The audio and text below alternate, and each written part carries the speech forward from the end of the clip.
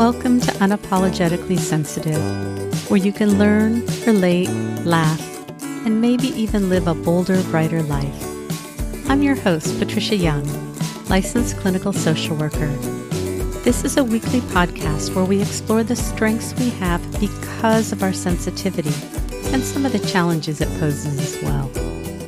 The information in this podcast is not a substitute for help from a licensed mental health professional. Hey there! To the creators, healers, sensitives, and deep thinkers. This is episode 19, and today I'm talking to Jared DeFife, Ph.D., on a topic that's called Rejection Sensitivity. This happens for many sensitives and creatives, and Jared talks about its transdiagnostic, which really just means that it occurs in a lot of different diagnoses. So people that have anxiety, depression, eating disorders, substance use disorders, personality disorders, we can see that rejection sensitivity shows up for many people with very many different diagnoses. Jared also talks about two types of perfectionism and how this relates to rejection sensitivity. We get into my favorite topic, which is shame and courage and vulnerability. Jared also talks briefly about muscle dysmorphia and how that fits into rejection sensitivity. As I'm recording right now, Gracie is sitting on my lap. If you're a first-time listener, Gracie is my grandma. No, I'm just kidding.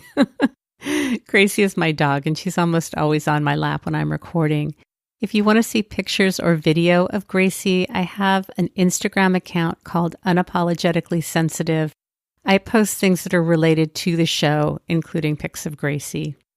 One of the things that Jared and I talk about is authenticity with clients and how that goes beyond just self-disclosure.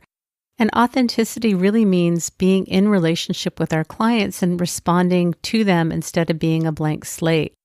I've often had therapists ask, is it okay if I cry in front of my clients if the client is talking about something sad? My thought is we're humans and we're going to respond and react in relationships. That's what we do. And as long as you don't lose it and the client has to take care of you, having responses that are natural in a relationship are really healing. And the therapeutic relationship is really about having the client feel embraced and understood and accepted. So I love this conversation. One of the quotes that Jarrett said is, "We're doing the best to understand ourselves and connect with others in a better way." I mean, that's really what it's all about.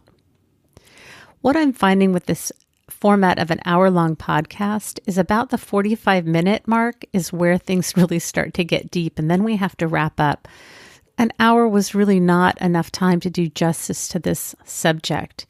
If you listen to the episode and you find that you want to have more information about it, please send me an email, send me your questions. Jared is more than happy to come back on and we can do another episode about this.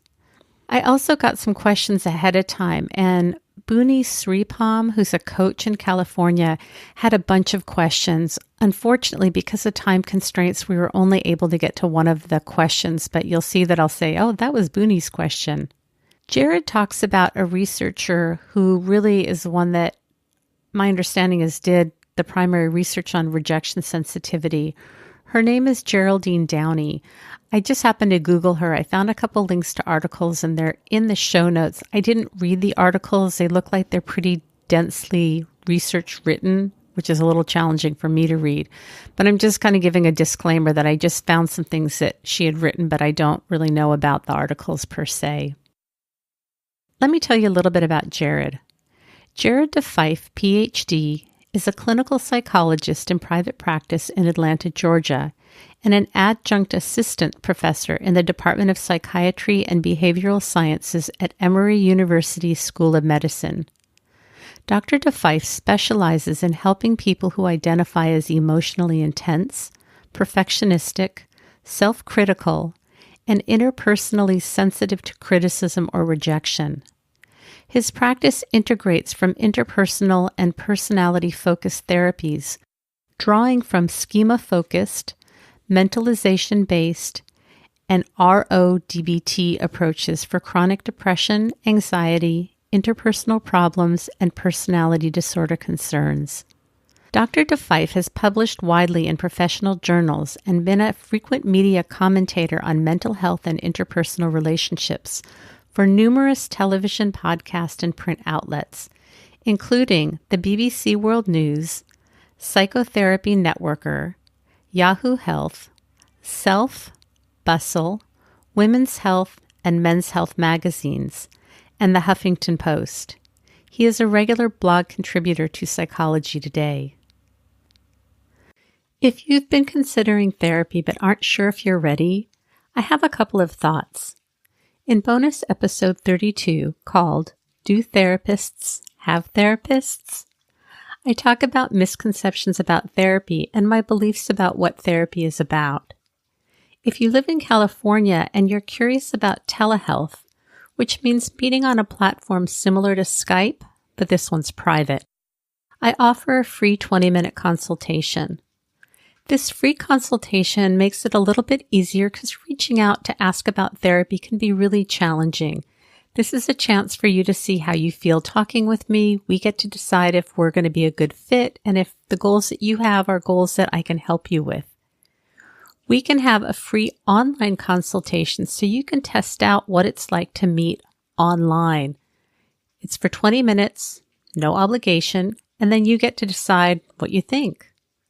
You can go to patriciayounglcsw.com to find out more about the work I do and to get in touch with me. All right, and on to the show. Hey, Jared, welcome. Hi, thanks for having me. I'm really excited to have you here today to talk about what you're going to talk about because I have no clue. Cool. It'll be an adventure then for both of us. Yeah. So I'm going to start with my typical question. Do you identify as a highly sensitive person? Yes. So in terms of kind of taking the questionnaire on Lane Aaron's website, yes, in many ways, I fit the criteria for that. Identify is a complicated question for me. How central is it to my sense of identity? I'm not really sure. I have a friend who's like that. I mean, for her, she's another therapist and she doesn't like being labeled. And so we just were having this conversation the other day because I was giving her some information and saying, if you identify as an HSP. So my thought is you don't have to be an HSP to listen to the show. It's just information that may help us guide and navigate how we process things, how we respond to things. But I don't feel like I have a big investment. So does that work for you? And yeah, absolutely. And for me, it's not so much about the label as much as, as somebody who is formally involved in a lot of research and a lot of research on personality constructs, there is a part of me that sort of rebels against a little bit. Maybe other HSPs will, appreciate a good sense of rebellion, I can hope. But would love to see the science of it evolved a bit more in terms of understanding what the construct of HSP is. Does it overlap with other personality constructs that we already know and have and are useful for us? And what does the information about the personality construct tell us even more than other things? How is it related to things like perfectionism, emotional intensity, all of that sort of stuff? And I think some of the challenge that I have is sometimes when we talk about the highly sensitive trait, I feel like some of it kind of expands beyond the boundaries of what was originally talked about in terms of sensory processing sensitivity. I have a lot to say, but I know we have I know we have a lot to do on your topic. Sure. So I don't mean to be I'm not responding, but I'm trying to stay on task. Okay, sure. Oh, if you need to stay on task, this is going to be a long one. So I think what I want to do is just jump right in. Can you tell us what you're here to talk about today and how you got interested and just break it down for us? Sure. So I'm a psychologist in Atlanta. And I practice with people who are identified as kind of emotionally intense, perfectionistic, driven, and have a lot of interpersonal sensitivities and interpersonal anxieties. The topic I wanted to talk about today was something that I don't think a lot of people have heard of, but I think is actually a really important kind of personality construct that's out there. And that's the idea of rejection sensitivity. And can you tell us how you got interested in that and what it is? Sure. It wasn't sort of one kind of moment, but when I learned more about kind of the research around rejection sensitivity, I mean, I have a lot of stories about, both from my personal life and from my professional life about kind of realizing and learning about this trait. And the thing is, I think a lot of people won't sort of recognize or won't sort of immediately say, no one comes walking into your office saying like, hey, Dr. DeFife, I'm a rejection sensitive person, right? That's a rare, unheard of thing. And yet my hope is that kind of in talking about it, a lot of people are going to recognize themselves and say, oh, aha, this is something that's kind of going on for me. And one of the stories I have that kind of really hit this home for me is in my practice. I was trying to move. I had a number of folks in my practice that I was trying to sort of get involved with a group because I love group therapy. I'm highly interpersonal in the work that I do. I focus on relationships, about our sense of belonging and navigating social relationships. And group therapy is just an excellent format to kind of do that. I had a lot of people in my practice struggle with navigating, interpersonal relationships and navigating feeling close with and connected with others. So I thought, you know what, I'm going to, work hard to try and start and get a group going. And so I started kind of trying to get folks into a group for people with emotional intensity, anxiety, and perfectionism kind of stuff. And I started to try and get a number of people on board from my practice, as well as trying to recruit from elsewhere. And then a funny thing happened. That as we got closer to the date of the group, everything started falling apart. And people were like, I can't do it. Things, people, all this sort of, and the group sort of never really materialized. And I was like, man, oh man. What do I have to do? How do I get this? And I'm trying to kind of figure out like what is happening here. This seems to make sense. People are looking for more sense of connection. But what I was finding is that everyone was really sensitive about what other people were going to think of them, about sharing from themselves within this group, about connecting to others, even if they had a sense that these would be fairly like-minded others. The idea of overcoming that hurdle to actually open oneself up to and be vulnerable with others, and the expectation about what others would think of them was just so high a hurdle to overcome. And I kind of said to myself, okay, I think I might be onto something here. So then what happened? So, I do what I normally do in these situations. I hit the books. I go into my homework, scouring the information I can have. And I found some research studies on, there's a researcher out of Columbia named Geraldine Downing, and she's actually kind of quantified this construct. This construct has been around, this idea of rejection sensitivity has been around for a long, long time. It's been talked about in the clinical world for a long time in various ways. It's been hard to sort of pin down and kind of put numbers to and study it in a systematic way. And so in the social psychology literature, which is a little different than the clinical literature, there has actually been a lot of research done on the concept of rejection sensitivity and what that is, what it's related to, what the effects of that are. And I'd be happy to talk about sort of what that understanding of the concept is, because I think defining that is really important. And then I think if people were to take away just one or two things from this, I think this would be it.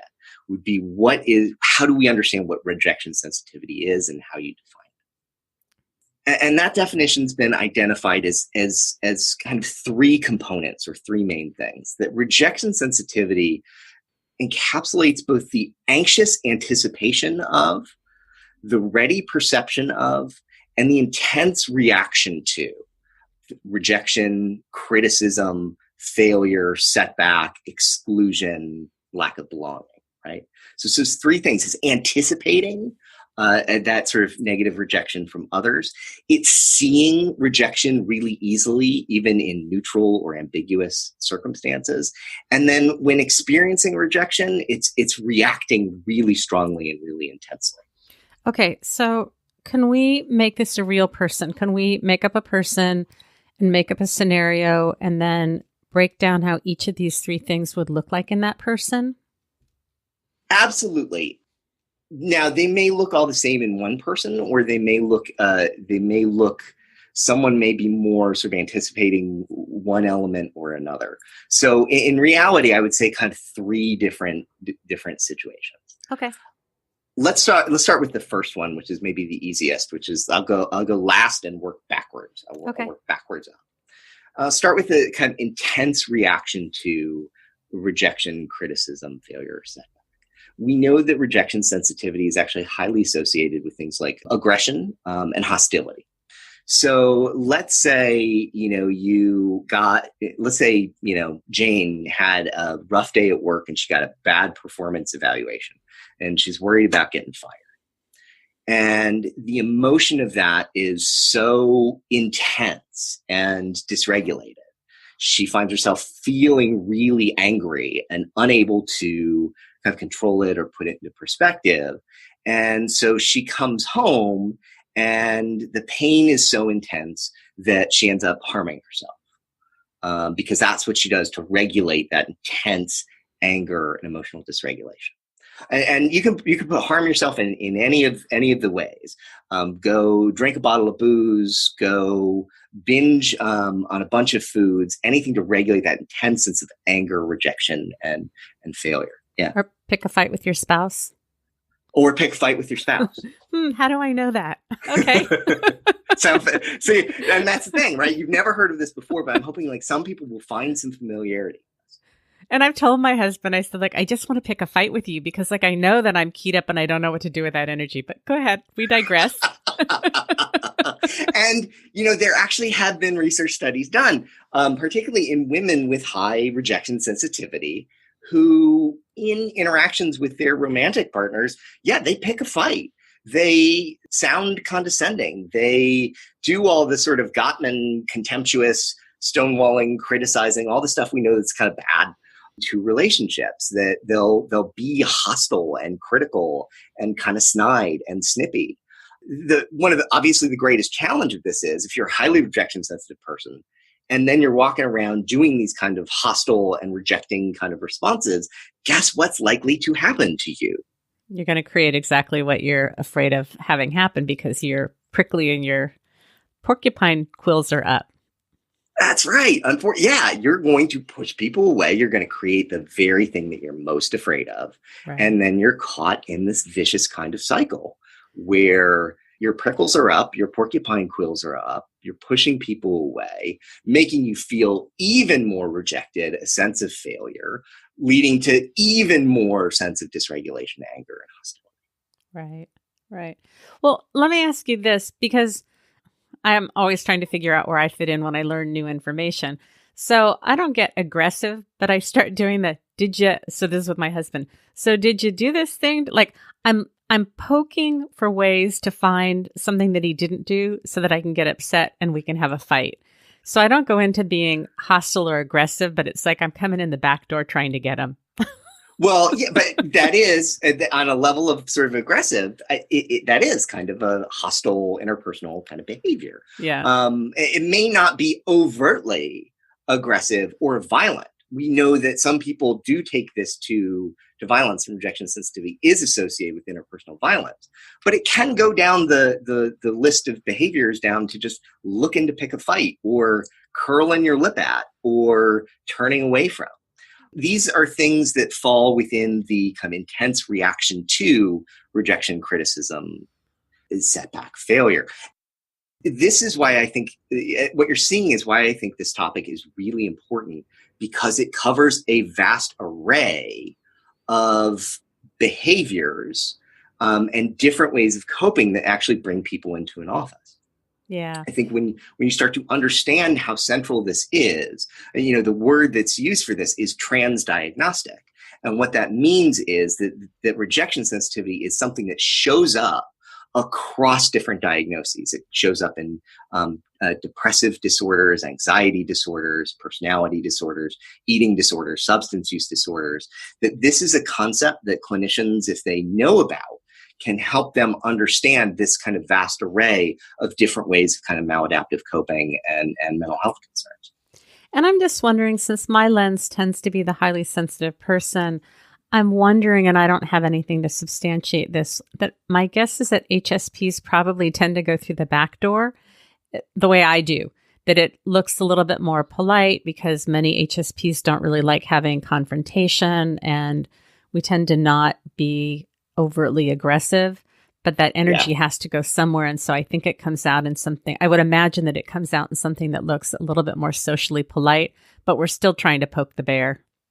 Well, yeah, and it's very interesting that rejection sensitivity is related to both kind of hostility and aggression, but also social avoidance, moving away from, not being as close, kind of shutting down, internalizing as well as externalizing type thing.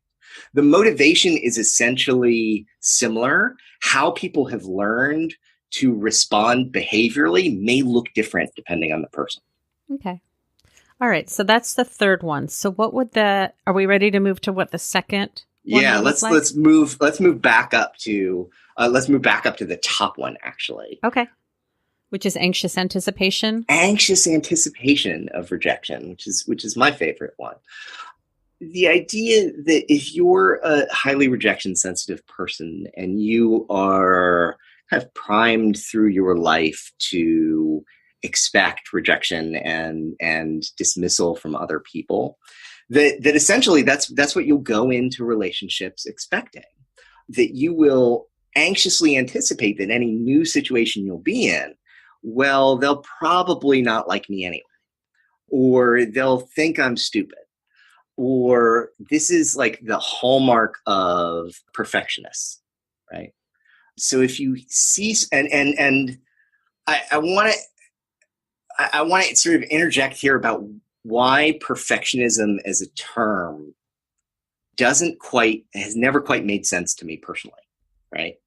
Because if I'm a raging rampant perfectionist, right? Okay. No doubt about that my entire life. You ask other people, they would say, yes, perfectionist, control freak, Jared, there you go. But if you were to ask me, and if you ask most of the folks that I talk to in my practice with this, they're not sitting there saying like, oh yeah, no, I need things to be, it's because I want them to be perfect. It's because I want them to be just right. Oftentimes they'll say, no way. And yet they do what we would consider sort of perfectionistic things, procrastinate, they spend hours getting things right, they, obsess and ruminate over stuff. And it's not, familiar? Yeah, familiar to anyone out there? Can I guess what I think is underneath it? What do you think? I'm thinking that it's fear of screwing it up and not getting it right. It's not that you want to get it perfect, but you're just afraid that you're just going to screw it up. And if you screw it up, then what? Then it reinforces the fact that you're a screw up? Question mark? Which means what? If you're a screw up, what effect is that? Well, who cares if you're a screw up? Well, I would imagine that would reinforce some shame.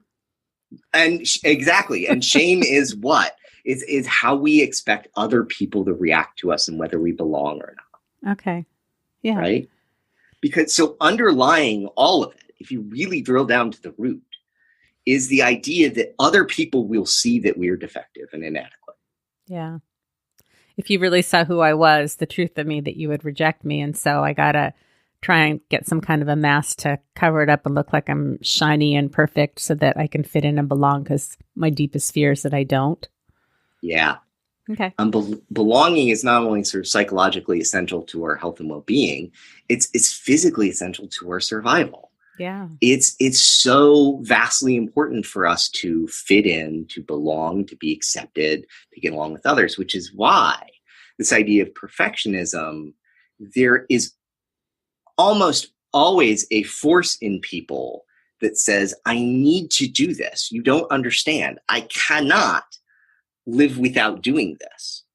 do not try and make me less perfectionistic. It is the thing that makes me successful, is the thing that helps me belong. You're literally, if you're taking away a perfectionist's like drive to get it right, you're literally taking away a sort of survival skill to help them fit in. And this gets into the perfectionism literature, which shows that there are kind of different types of perfectionism, and why again there are some people who are like, yeah, I'm thrilled with the aspect of getting it right, doing a great job. Think about like a high performance athlete who feels like, yeah, I work on my performance, it feels good, I like the idea of when I achieve and have a sense of mastery or something. That kind of what's called self-oriented perfectionism is actually, in some cases, okay, and not necessarily an unhealthy trait. The aspect of perfectionism I'm talking about, though, is known as socially prescribed perfectionism. It's the idea if I don't get this right, people will think I'm stupid, people will think I'm an idiot, people will, I'll be rejected. So you think about sort of, we're talking about hypothetical people. Think of Joe, who's a doctoral student, looking to put together his dissertation before his committee and going like, I've got to get this just right. I've got to make sure I've covered every base, make sure my arguments are totally sound, make sure my tables are just right, or else the committee is, they're these important people who really know this topic. And if I don't get it just right, I'm going to fail, or, they're going to think I'm stupid and I'm not going to be able to sort of hold my own with this. And so it's that anxious anticipation of getting it right, needing to fit in, that other people will pick one apart. Yeah, that's a hard one, just because that constant striving, and no matter what you do, it's never enough. And when you've got that perfectionism, I mean, shame is just always there. So you're, at least in my theoretical sense, you're just always running from the shame. Yeah, absolutely. And that's the word that underlies it, right? That's the feeling that's there. And what I like about thinking about it in terms of rejection sensitivity is rejection sensitivity is a process. It helps you understand why someone, shame is a feeling and emotion that someone might feel. But think about rejection sensitivity is actually a process that someone may be doing stuff in order to avoid feeling shame. Sure. So you're not necessarily working with the sense of the feeling of shame and what that's like, because that might not be there yet, because they're anticipating what it's going to be like and trying like the Dickens to avoid it. And then can we just take a sidestep? Can you just define what shame looks like in case people have heard it, but they're really not sure exactly what shame is? Shame is an emotion that is about being rejected or not fitting in. Shame is the emotion that people feel when they've been excluded. It is the feeling of kind of head down, not belonging, flushed cheeks, writhing kind of inside that says, I don't fit in and I don't belong. So can I ask you this? Because when I think of shame, I also think about like who I am is just fundamentally flawed, that there's something wrong with me, there's something broken about me, and if anybody saw it, it would repel them. And so if I'm feeling that type of shame, I want to do anything to try and protect it and not have anybody see it, because then you're going to know that there's just something fundamentally wrong about me. Does that fit with what your definition is? And what you're talking about is anxious anticipation of rejection. You're saying like, I am broken and I am afraid that people will see that. I'm afraid that will get out. I'm afraid that if they really knew who I was and what I was like inside and what was really wrong and broken about me, they would be horrified. I cannot tolerate that happening. So I'm going to do things proactively to avoid it. In my practice, this is the realm of where kind of I work the most with folks. It is that sense of, they would probably identify as perfectionists, but they would say it's not about being perfect. It's about, feeling inadequate. Mm-hmm. And it is all the things that going along with that. It is the sense of overachievement, over accomplishment, driven, anxiety, poor boundaries, doing things that they that don't sort of align with their values in order to accommodate to others. It's people pleasing, and it's hiding, so that proactively, so that other people can't see it. I had this visual of the Wizard of Oz, that you've got this tiny little man who's pretending to be this huge, powerful guy. And like, he's just this little guy. That's just what came to mind when you were talking about, the things that we do to try and prevent people from seeing who we really are. Yep. And now, and that's an apt metaphor for something that you see that happens in a lot of men, which is basically muscle dysmorphia, right? I can't let people see the weak, puny, small, non-muscular version of me, and therefore I have to puff up. And so I hit the gym for hours a day. I'm constantly checking and worried about my appearance. I may inject steroids, take a bunch of supplements. And it's a big secret that I will hide behind the curtain so that nobody knows what I look like and feel like inside. And what they see is this all-powerful, big image. So basically, muscle dysmorphia is if you've got, it could be a woman too, using bodybuilding as a way to create a facade to make up for this sense of inadequacy internally. Yeah. It's that hiding that sense of inadequacy and puffing yourself up. This is one way, right? And it goes along with those kind of things. It's not necessarily about the perfect body, although it may kind of look like that from the outside, but it really is a sense of trying to hide a sense of inadequacy. Right. And again, this is the kind of stuff that kind of shows up in my practice all the time, whether it's about one's body image, whether it's about achievement. I often say to a lot of folks I work with, I came out of the academic world. I think there's a lot of achievement dysmorphia, right? I came out of the academic world before I was in private practice about 5 years ago. As an academic, I was darn near obsessed with the notion that I just didn't have enough publications. Right? This is kind of culturally drilled into you through your training, the idea of, publish or perish. So I would check my, CV and count up the number of publications and check other people's CVs and count up the number of publications they had at the same age that I was, or at the same amount of years out of graduate school. And it was never enough. It never felt like enough. I'm wondering, too, if there's a correlation with how many friends do you have on Facebook? How many followers do you have on Instagram? There are all of these ways that we look for external validation of, am I okay? Do I fit in? Do I belong? Do I matter? Mm-hmm. Yeah. Yeah. Well, am I acceptable? Yeah. Right? Am I acceptable? Yeah. And that, underlying that is that gross sense of inadequacy. Right? A lot of people may feel that from time to time, but highly rejection sensitive folks, they will not only feel that, they will go to extraordinary lengths to avoid that feeling.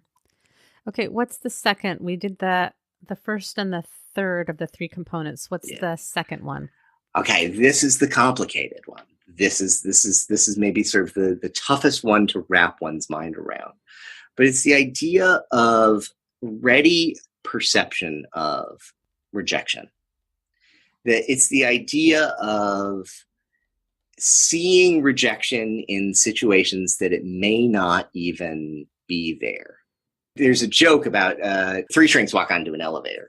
One of them says good morning to the others and then gets off at the second floor. The second guy looks over to the third one and says, what do you think he meant by that? It's this idea that even in a kind of neutral or maybe slightly positive or slightly negative interaction of like really seeing like, oh my gosh, they like totally think I'm terrible, or they're really rejecting of me, or they think I'm an idiot, or, here's a great example.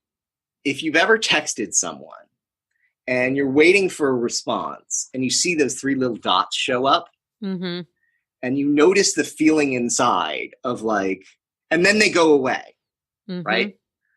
And that feeling right there is the ready perception of rejection, right? The dots were there and then they disappeared. Like, what does that mean? What's going on? Well, forget this person. How dare they not answer my text, right? And it's sort of seeing a rejection even in neutral circumstances. Right. And For highly sensitive people, because we are so incredibly perceptive and we catch details and subtleties that nobody else does, I work so hard with my clients that, if you and I are having an interaction and I'm in this place of ready perception of, and I say something to you and I pick up on something. So there is something that I'm picking up on. It's just the meaning that I attach to it. What I call it's Brene Brown, the story that we make up in our head. Yes. And it could be that, you had a burrito for lunch and you have indigestion, or you're thinking about having to do an unpleasant task when you get home, or you put on the wrong pair of briefs in the morning and they're too tight. So I'm picking up on something that I'm responding to, but the story or the meaning that I'm attaching to it may have absolutely nothing to do with what's actually going on. That's it. You got it exactly. The story that I make up in my head about it. And you're right. Highly sensitive people are extremely perceptive and more likely to know, and probably more likely to notice changes in subtle facial reactions, shifts of mood, shifts of tone, shifts of attention. But then the story that's made up about that, some of the folks I work with and me myself, those stories can get really elaborate.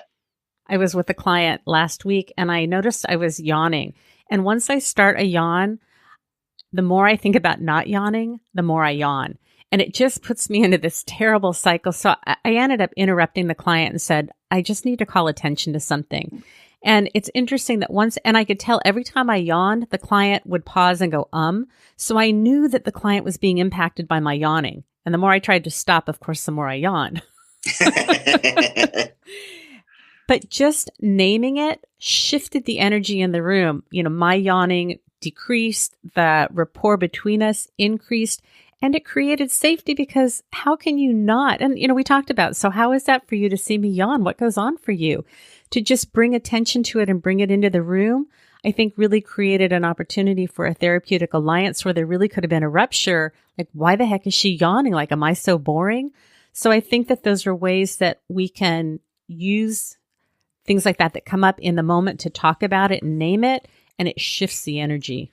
Therapy is this cool and weird and unique kind of place to check out reactions like that in ways that you wouldn't necessarily out in the so-called real world. Mm-hmm. It is the ability to kind of take interactions like that and kind of check them out and be able to talk about it openly and be able to name it just like you're talking about. Right. Okay. So we've got these three parts of rejection sensitivity. So if I'm understanding, there's anxious anticipation of rejection, ready perception of rejection, where you're kind of looking for signs so that you can name it as being rejection, and then intense reaction to criticism or failure. Yeah, to criticism, failure, rejection, all of that. Okay. Yeah, that's it. Anxious anticipation, ready perception, and intense reaction to. Jared, if somebody's identifying that they think that they may have rejection sensitivity, what are some things that they can start to do? I mean, I'm not even sure what would the first couple steps be that you would do. Well, it depends on how severe and pervasive it is in your life. How much trouble is this causing? Is this really wrecking your relationships? Is this leading you to engage in things that, is the reactivity to the rejection kind of so bad that you're getting in trouble in relationships or getting in trouble at work? Are you distressed by it, that you're spending kind of significant amount of time doing stuff in that kind of perfectionistic, almost kind of obsessive kind of way that's really harming? First thing is, reach out to a therapist, talk about it. And would you need to find a therapist that's aware of rejection sensitivity? I think we all are, I don't think many are aware of the rejection sensitivity research literature. And yet I think all of us are acutely aware of how attachment difficulties show up, shame regulation stuff shows up. I think if you were to look for a therapist who was knowledgeable about the research literature on rejection sensitivity, you'd probably be hard pressed to find one. Okay. But I think if you talked about the sort of concepts that you're struggling with and you presented this to them, they'd probably be fairly familiar because it's a significant part of our practices. Because rejection sensitivity shows up transdiagnostically across a number of different domains. It shows up in the anxiety disorder realm, the mood disorder realm. It shows up in substance abuse and eating disorders, and it shows up in personality disorder problems. So the idea that this concept kind of underlies should be very familiar to a number of therapists. The idea of how do you go, if you're a highly rejection sensitive person, like how do you change that? How do you change that about yourself? How do you cope with that and make some differences in your life? I think the first part is where things start with the most part is recognition. Like you said, naming it. As therapists, we have this thing about like labels. We tend to think that labels are like this really kind of bad thing and pathologizing, and it's a double-edged sword, because if you can't name something, what are you doing? If you can't name a concept or a construct, you're not going to work very effectively. Well, it's interesting because, and I don't know if this is splitting hairs, because I don't like labels. If somebody chooses a label for themselves because it makes sense, I'm fine with that. For me, I really prefer descriptive behavior, because to me, if somebody, it just seems like it's so much more helpful to talk about the behavior and to understand what the motivation behind the behavior is and what the person is trying to achieve. As we're talking about rejection sensitivity, I see it as these are defense mechanisms that try and keep us safe, because we're afraid that if somebody sees who we really are, we're not going to get the love and sense of belonging that we want. And so... Okay. So here's our diagnostic manual, right? For folks who might be listening to this, our DSM-4 diagnostic, DSM-5 now, diagnostic manual. There was this movement in our field to say, like, look, how do we understand what people are struggling with coming to our offices? And to do that, they said, let's strip away any sense of pretending that we know the etiology or where a disorder or a problem comes from. And let's just name it as behaviors. And so our diagnostic manual sort of says, we're just looking purely at what shows up descriptively and descriptive behaviors. We're making no guess, no estimate about what underlies or what motivates those behaviors. In some ways, that's really helpful for our field. But in some ways, this is why I think a topic like this is really important, because rejection sensitivity is not an overt behavior. Rejection sensitivity is a motivational system. And like you said, a defensive motivational system. It is the thing that underlies what you would see across a realm of very different type behaviors. So that when you're working on rejection sensitivity, it's less important to look at the specific behaviors. It's less important, I think, to look at whether one's binge eating or exercising 15 times a day or spending 5 hours on their dissertation, or how this sort of coping behavior shows up. And for me, I think it's more important to look at the motivation that underlies it. That if you have a sense of the motivation that someone is so sensitive to anxiously anticipating, perceiving, and reacting to rejection, I think it gives you a lot more bang for your buck in working with someone, because you understand the state of mind that goes under the behavior, right? And when we understand that sort of state of mind, we can help folks have better reflective abilities about what's going on for them. We can help them sort of question their thinking and be more curious about their own states of mind and their own behaviors. Not so much about, let's have a coping skill for this behavior, but why am I doing this? Why now? Right? Mm-hmm. Why do I feel so angry or snippy? Or why did I go and engage in binging behaviors? What was my state of mind? What happened interpersonally and relationally? And that's where I sort of come from as a therapist, is really helping people track what the interpersonal cues and triggers, the thinking, the states of mind, and the reactions for them. So in my work in therapy, it is a process of kind of putting on your detective hat and doing the work of looking at the interpersonal situations and scenarios that lead someone to do the overt behaviors that may be getting them in trouble in their lives, whether that is a kind of rampant sort of control with social withdrawal and perfectionism, or that's a kind of over intense reactivity to and sort of angry outburst kind of stuff. Does that make sense? It does. I'm wondering, can you make up a person and just talk through what that would look like? Yeah. So, which part? Help me out. So what I imagined in my head when you were talking is somebody who is starting to see that, oh, I have some of those behaviors. And so I'm imagining somebody talking with a therapist about, so this is a pattern that I'm seeing. And so can we break that Cool. down? Yeah, no, yeah, I'll make it real easy and real evocative for this. Talk about me, right? I can talk about this from personal experience and for myself. I've talked about being a raging perfectionist, but again, not seeing it as sort of I need to get it right, but of a sense of feeling inadequate and never feeling enough. Let's say how this showed up kind of educationally and occupationally for me. I knew I wanted to be, you could look at my high school, theater bio and see that I wanted to be a psychiatrist. So I'm not a psychologist. I'm not far off from that. Someone in college said, do you want to be a medical doctor? Or would you like to, study psychology for the next 4 years? I said, I'll study psychology for the next 4 years. Psychology. In my career, I went along doing a lot of the things that felt like what one should do, of being a good student, of pursuing what I thought was socially acceptable kind of way of what came next. I spent very little time thinking about and reflecting about what did I want? What was important to me? In my therapy, that was the question my therapist asked me. And one of my therapies, my therapist asked me like all the time, and it drove me nuts when he did it, because he would say, well, what do you want? And I would go, if you ask me that question another time, I'm just going to flip out. I really struggled with that sense of knowing what it is that I wanted as opposed to what I thought was acceptable. I found that I would get very kind of estranged from. I was doing really well in my academic career. I was publishing a great deal.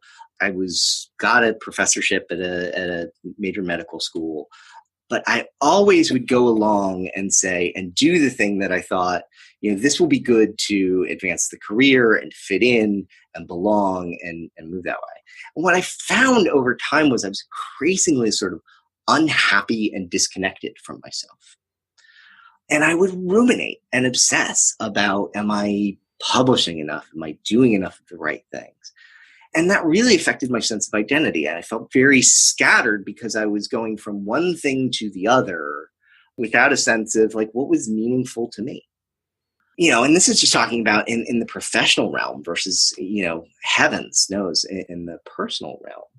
But it really took a lot of time to develop some kind of reflective functioning, some ability to stop, to slow down, to be curious, to inquire about myself, to reflect on what was important to me, to have good boundaries, right? That's not so much about accommodation to others, but being able to say no. Oh, that's the hardest thing. I can't say no. I hate saying no. I read this thing the other day and it says, no is a complete sentence. And I'm trying to remember that, but the only thought that keeps coming into my head is no is a 4-letter word. Like saying no and having good boundaries like that is terribly difficult for me. Regulating my sense of frustration when things wouldn't go my way, right? Many people may be familiar with kind of DBT or DBT skills for emotion regulation that can help with the kind of intense reactivity. Right. And DBT is dialectical behavioral therapy. Yeah. Yeah. And, developing supportive interpersonal relationships, right, of people who were accepting. My wife, the first 3 months that we met, she was like, you're not on audition here. I always felt like I had to perform and show up, or else she was really going to see and reject. And it took time and support and acceptance and validation and caring to let me feel comfortable and secure and confident in those realms. The key for someone with high rejection sensitivity is helping them develop a sense of security, right? I go to the C's for this in terms of security.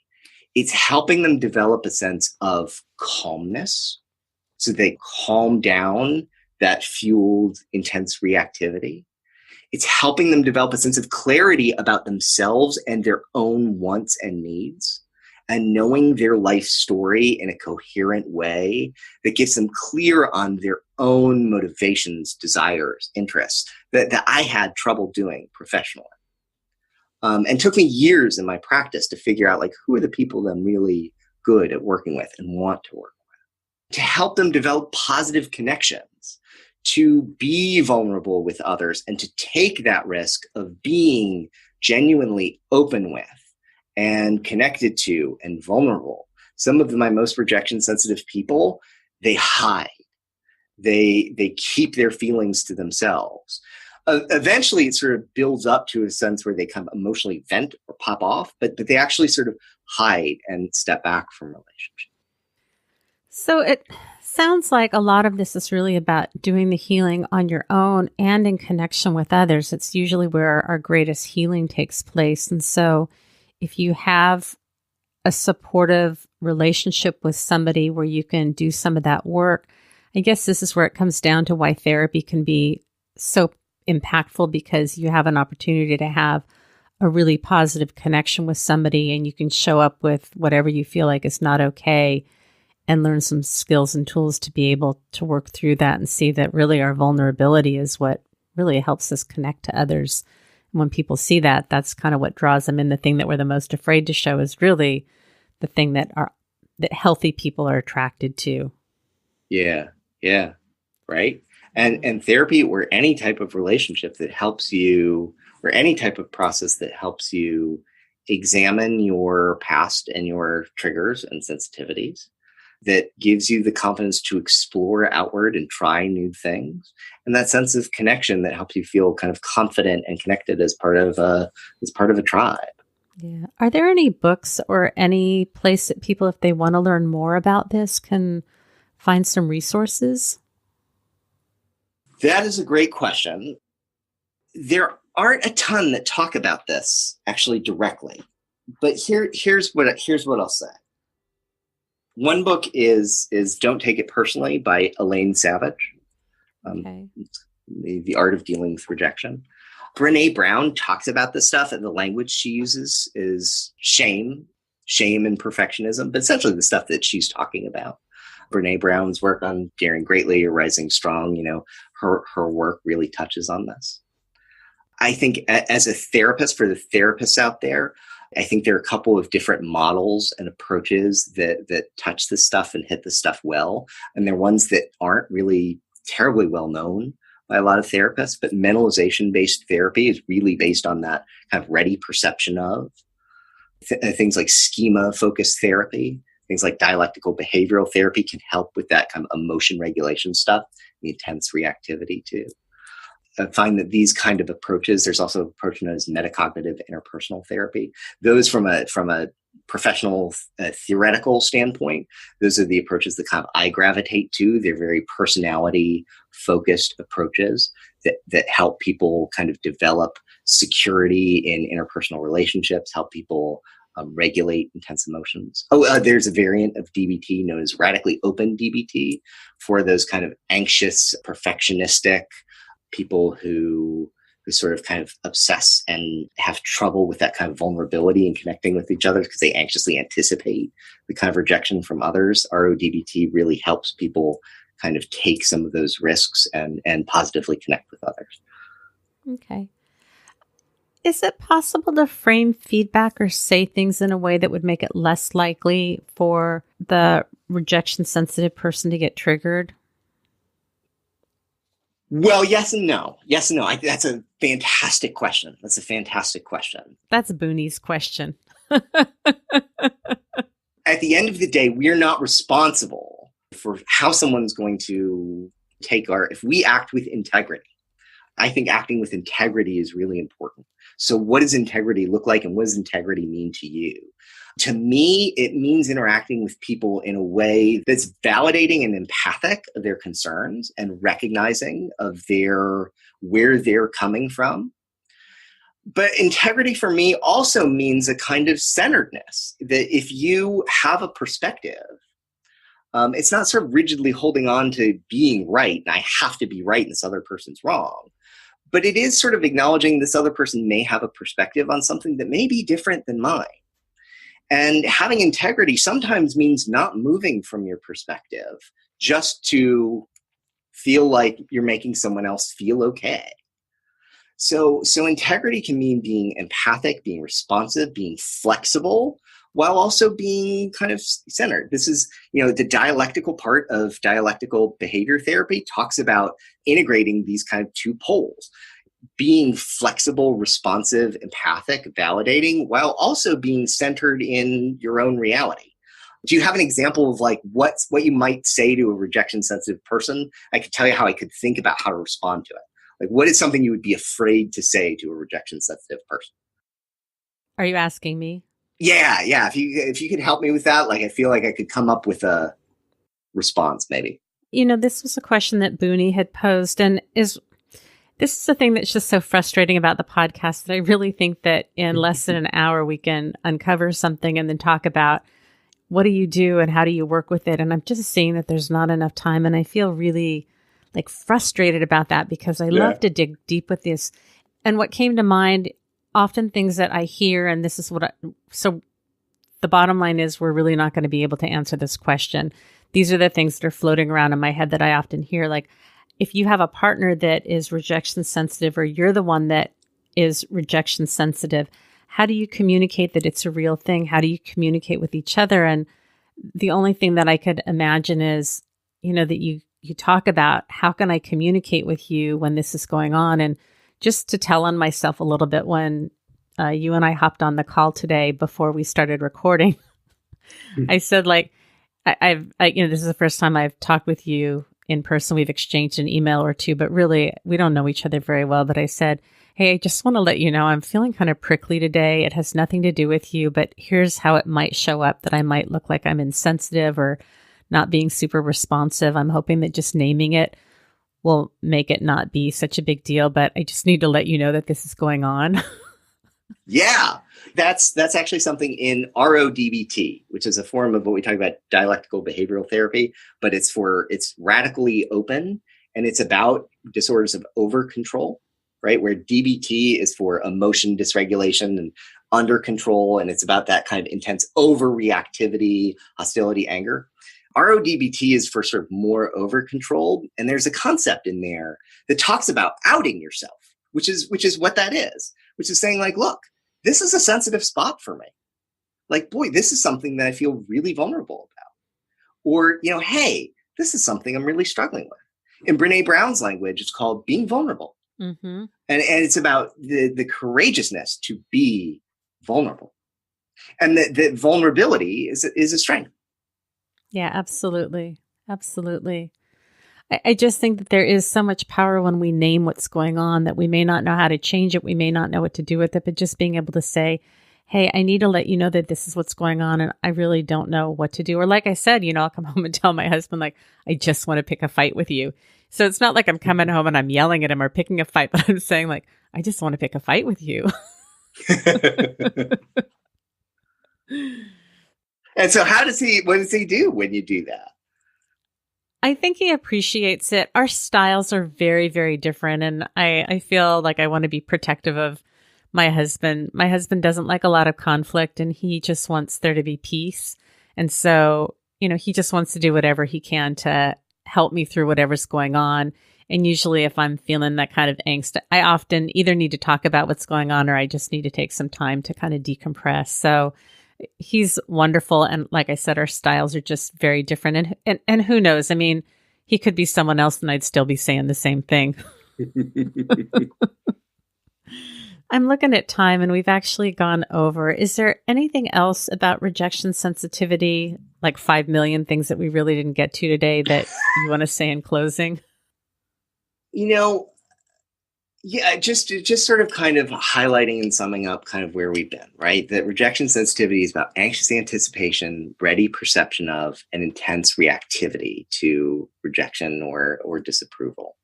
And that, what's important to people who feel that way high is really a sense of security, that they find themselves in supportive relationships, that they can feel a sense of calm and self-regulation, sense of clarity, an ability to reflect on themselves, their own wants and boundaries. Yeah, and to have good boundaries with others. So I guess those are the things I just kind of want to reiterate. Yeah. And then listeners, if you are liking this topic and you want to hear more about it, please let me know. And I am more than happy, Jared, if you're open to coming back, I would love to be able to take a deeper dive into this because an hour is just not, it's just not enough time. Yeah, I'm always happy to talk. And of course, I'm anxiously anticipating the amount of rejection that viewers are going to hear this and go, what is that idiot Jared talking about? So is there a string of truth in what you're saying, or are you just joking? No, there's absolute more than a string of truth in that. Can you say a little bit about that? Because part of what I have such passion about is, even if we're therapists, I don't swear on this show. So the word I use is shirt, just take out the R. I think there's a perception that therapists have their shirt together. We have knowledge, but we're still human. We still have blind spots. We still have places where we get triggered. We can be very successful and have areas where we're still growing in. So if you can talk a little bit more about that, because I just love kind of pulling the curtain back on this a little bit. Well, to me, being sort of psychologically healthy person isn't about being a perfect person. Of course, it's about being vulnerable. I think this was the hardest thing for me personally and professionally would be, I would hide that stuff, man.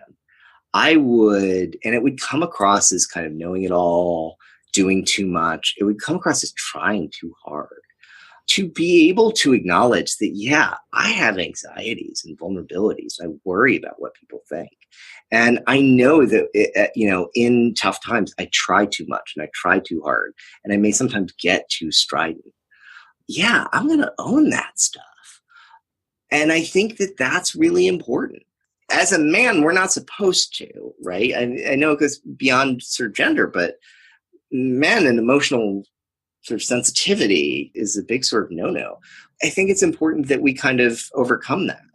The thing about being a therapist is we don't go dumping our shirts on everyone, right? We don't go dumping our shirt all over other people. Like we have to work on ourselves that around those vulnerabilities, it's stuff that we work on and that we don't allow us to take out from being a kind of centered presence and helpful to people. But it's not about being emotional robots. And it's not about being like, yeah, I've got all my shirt together and, I've got this perfectly clean pressed shirt in my life. It is about knowing that the people on my couch are no different than the people on the other side of the couch, that we have our vulnerabilities and we're not perfect and we're struggling together to do the best to help understand ourselves and connect with other people in a good way. I would imagine too, I know for the clients that I have that are highly sensitive people, appropriate use of self-disclosure is a very powerful tool in the therapeutic relationship. And I'm not talking about me talking, like you said, about all my dirty laundry and making the session about me. But if something is relevant to what a client is talking about, I'll say, hey, I struggle with that too. Or, I struggle that with my kids or with my husband. And I'll share briefly about it because I think it's so normalizing. And in graduate school, self-disclosure was, you don't do that. You have this facade so that nobody even knows that you're a human being and that you go to the bathroom and you get tired. For the type of therapy that I do, that has been a real struggle for me, that when I do share vulnerably, I always have that nagging thing in the back of my mind of like, how come you're telling that? And I think that appropriate use of self-disclosure can be so healing for our clients. Yeah. Yeah, absolutely. Yeah. How do you see that showing up for you in your practice? Well, I mean, one thing that I think about is, I have a number of folks who are in the academic world, and they came to me specifically because they knew I was in it. They knew that I left it. In the academic world, there's a lot of fear about talking about one's vulnerabilities. And yet there's a high degree of anxiety, depression, perfectionism, suicidal ideation, all this kind of stuff that's not really safe to talk about. A number of my clients have found me because they know I've been through that. I've been open and talking about some of my struggles with that. They felt like I was kind of someone who can understand. I'm not there to sort of dump my, hey, let's process and work through my stuff that I'm feeling and overwhelmed with. I think the idea of self-disclosure, I think kind of a good rule of thumb is if it's something that's sort of actively wearing on you, it's probably not a good idea to kind of let that show or fly in a session. It is more about like, yeah, maybe you've been there and kind of done some work through that. It's about being a real human being in the room. And there are many ways to be a real human being besides talking about your personal details and what you had for lunch. Being authentic, laughing with, being a real kind of human being. There are ways to do that and to be involved and to talk about like to share your thought process with a client as opposed to sitting there like a blank slate. I would love to give some examples, but I don't know if I can. I want to be respectful of time too, because I know that we're at our time limit right now. Do you want to give an example, or do we want to wrap this up? Oh no, I don't know if I can. I'm not sure. I'm trying to think, but I don't think I can. I don't think I can pull one. Okay, all right. How about if we go to wrap up then? Yeah, that's great. Okay. Jared, tell us about any projects that you're working on. Project. Sorry, my life is taken up by parenting and my practice. Those are my projects. So I used to be a lot more. I used to have a podcast, things like that. Right now, I am working on having a good practice, being a great therapist, and being a great father as best I can, and working hard on those things. My practice is in Atlanta. You can find me at jaredddefife.com. Excellent. Any other places where people can find you? No, that would be it. All right. Jared, thank you so much for jumping on with me today. I really appreciate it. And I'm hoping that listeners let us know what you think, because I would love to do some more talk with Jared about rejection sensitivity. Thank you for having me. Thanks for being here, Jared. I really appreciate it. Have a great day. Thank you. All right. Bye-bye. Thank you so much for being here today. I really appreciate it. I hope you found this conversation with Jared helpful. If you identify with it, hopefully the resources that we provided will be helpful for you. If you're enjoying this podcast, please take time to rate and review. It really makes the podcast easier for others to find. You can rate it on your iPhone on the podcast app, or you can go to unapologeticallysensitive.com and click on one of the more recent episodes, and there are instructions and the links in the show notes so that you can rate this podcast. If you have any questions or comments or suggestions for topics that you'd like to have on the podcast, I love hearing from you, so please reach out to me at unapologeticallysensitive@gmail.com. We have this amazing Facebook group called Unapologetically Sensitive. There are some incredibly creative people in there, and I am just consistently amazed at what people have to share and offer. So if you're interested in building a supportive community, please feel free to go to Unapologetically Sensitive in Facebook. Remember, sensitivity is nothing to apologize for. It's our superpower. Have a blessed day.